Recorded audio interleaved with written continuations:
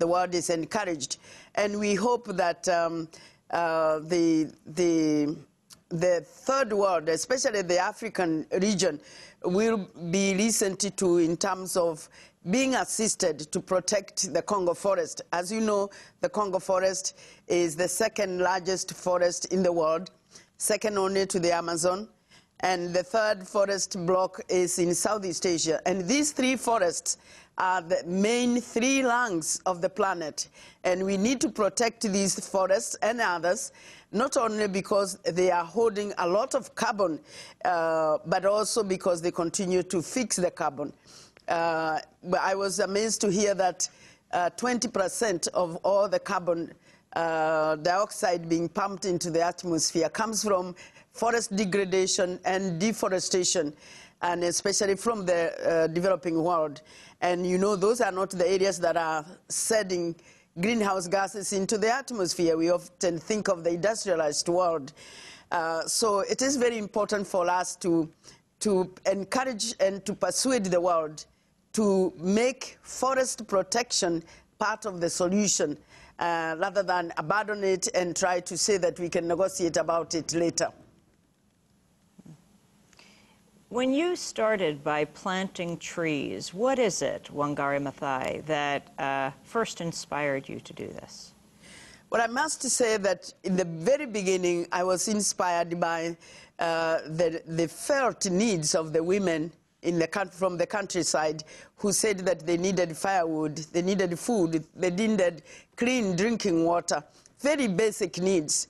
And when I started, I did not have an idea of a movement, let alone of an issue that would eventually become a global issue.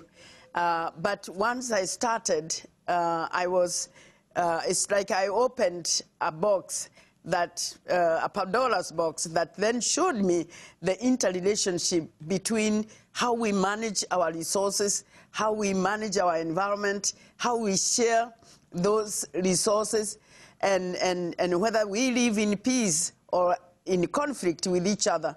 And that really opened up a completely different way of looking at the conflicts, whether they are conflicts within the national borders or global conflicts. Wherever you look at these conflicts, we are really fighting over resources. It is either water, land, minerals, somebody wants to control them, somebody wants to be to come in, some people are being excluded, and people sooner or later, if they are excluded, they seek justice, and economic justice, social justice, environmental justice. These are all very important rights and issues that need to be addressed if we need or if we want to live in peace with each other, whether it is within our own communities or, as I say, across the globe. Wangari Maathai, talking about global conferences, which you must spend a good deal of your life going to, the conference in Copenhagen coming up, but you were just at the International Women's Conference in Liberia. Liberia, which also is governed by a woman president. Talk about what happened in Monrovia. Well, actually, I was expected to be in Monrovia, but I was not able to go. But I do want to say that President Sirleaf Johnson is doing a great job. I wish she did not inherited such a devastated country, because she is having to do the basics first and foremost. And I'm hoping that she will demonstrate that with commitment, with devotion, change can be brought even in a country like that. And I'm hoping that the Liberian people will support her, and they will commit themselves and try to make sure that they think about the good of the people rather than the welfare and the glory and the privileges that come with leadership, which has often been the challenge, the tragedy of Africa, where leadership forgets the people who put them there.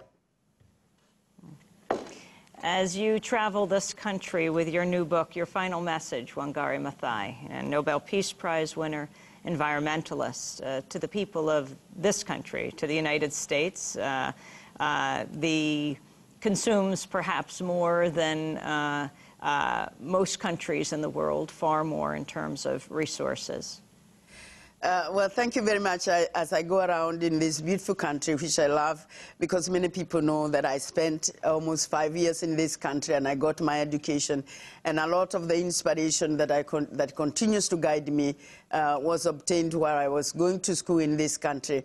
It's really to share my experiences with the people of this great country and to encourage them to understand Africa better, so that as they try to help and to provide the leadership in the world, they can appreciate that it is not a simple matter. It is not something that you can fix overnight, that it is a complex issue. It needs a holistic approach so that we can truly have a peaceful area. And as we have seen right now, as we are looking in our television and seeing the tragedies that are taking place along the eastern coast of Africa, of the Somalia border, we recognize that failed states and conflicts in that part of the world or any other part of the world eventually come home. And so it is in our interest to promote good governance everywhere and to ensure that human rights are respected, equity is respected, because where you have too many people who are poor and few who are rich, sooner or later there is a conflict that may easily come knocking at our own doors. Do you have a suggestion for what should happen in Somalia now with the latest piracy in the high seas? Well, we are, of course, hoping that, the captain will be safe, will continue to be safe, and will be delivered to his family. And we hope that there will be a global effort to help Somalia to attain a government. We are dealing here with a failed state and a lawless state, and until we help that country, maybe through the African Union, maybe through the East African community efforts. I know that Kenya has been playing a very important role, and I know that the African Union has been very concerned. As we know, Ethiopian soldiers have just pulled out of that country. We need a much greater cooperation globally to help that country come back to normalcy, and so that they can begin to function as a state. That is the only way we can deal with the pirates in that region. Wangari Maathai, Nobel Peace Prize winner, environmentalist, thanks very much for joining us. Her new book is called The Challenge for Africa. It's just come out this week. It's good to have you with us. I wish I could be in the studio with you, but I'm also excited to be on this community media tour. We're broadcasting from Ohio University. When we come back, two longtime peace activists join us. They live here in Athens, Ohio. Stay with us.